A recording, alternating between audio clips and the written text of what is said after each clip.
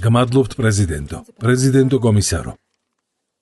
Ყველაზე საშინელი პასუხი ევროპის საფრთხეებზე არის ის, რასაც ევროკავშირი აკეთებს. წლების განმავლობაში ევროკომისია უტიფრად ერევა წევრი სახელმწიფოების სასამართლო ხელისუფლებაში, ენერგოპოლიტიკაში, ფინანსურ გადაწყვეტილებებში და სხვა უამრავ საკითხში. ამის კეთებით იგი არღვევს ხელშეკრულებებს და თითოეულ კრიზისს ევროპული ზესახელმწიფოს მშენებლობისთვის იყენებს. ევროპის ფედერალიზაციის ეს მცოცავი პროცესი ჩვენ თვალწინ ხდება და კიდევ უფრო მტკიცდება შემდგომი დასკვნებით, რასაც ევროკომისია გვთავაზობს.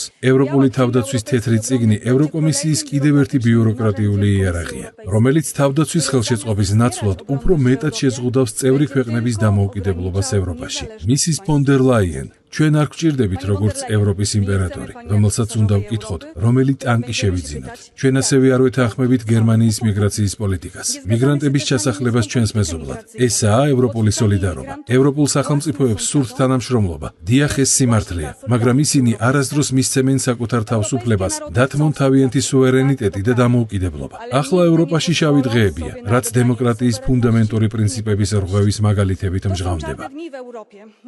თქვენ ეს გააკეთეთ რუმინეთში და ახლა საჯარო სამსახურს ჩამოაშორეთ ოპოზიციის ლიდერის საფრანგეთში. ესაა ევროკავშირის ღირებულებები, ესაა დემოკრატია. თქვენი გეგმა, რომ ფედერაცია შექმნათ, უბრალოდ არ იმუშავებს. ევროპა დიდებული ქვეყნების კონტინენტია. ევროპა გაიმარჯვებს. Gmadlobt. Europa to jest kontynent wielkich narodów. Europa zwycięży. Dziękuję bardzo. გამოიწერე და გაიგე ამბები ლიბერალური ცენზურის გარეშე.